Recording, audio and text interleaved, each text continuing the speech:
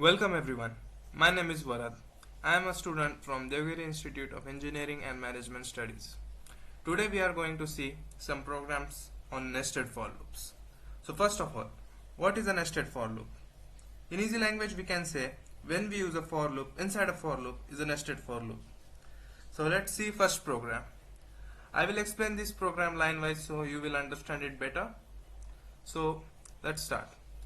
So these two are the header files. studio.h includes printf and scanf functions, and conio.h includes clr, and getch functions. So as we know that every program needs a main function. So here it is, the void main. So I have declared three variables here. clr is a function which is used to clear any output from previous programs. So these two lines are here we use to get input from user. You will see this later when we run this program. So this is the structure of nested for loop, a for loop inside a for loop. So the syntax of for loop basically, this I equals to 1, this is called initialization, giving a value to a variable, right?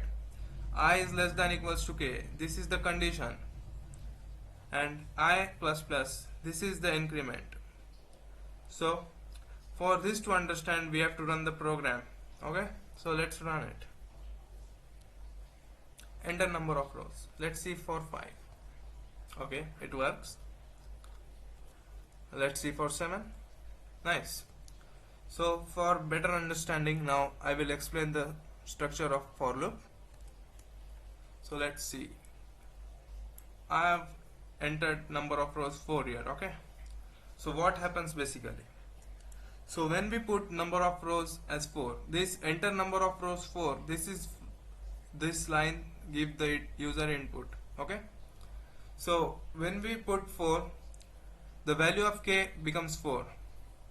So in first for loop I equals to 1, so I equals to 1 which is less than equals to k, which is 4 here, so condition is satisfied, so we enter the first for loop. So in first for loop there is second for loop.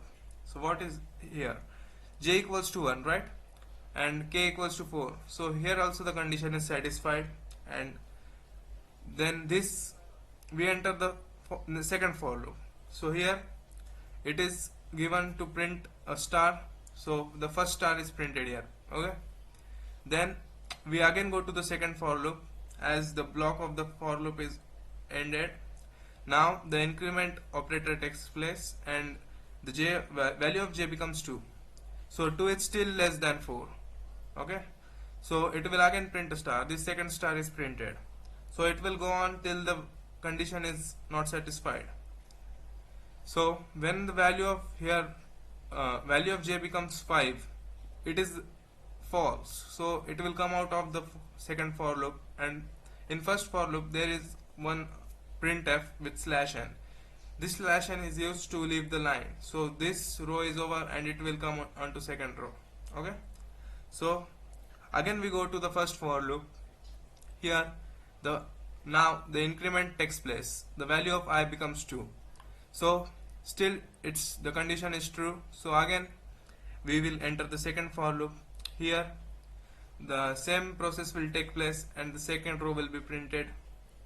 So this is basically to print the star pattern in nested for loops. So after this all is printed, we we come out of these loops, and here the getch function. This function is used to hold the screen. So that's it for this program. Thank you.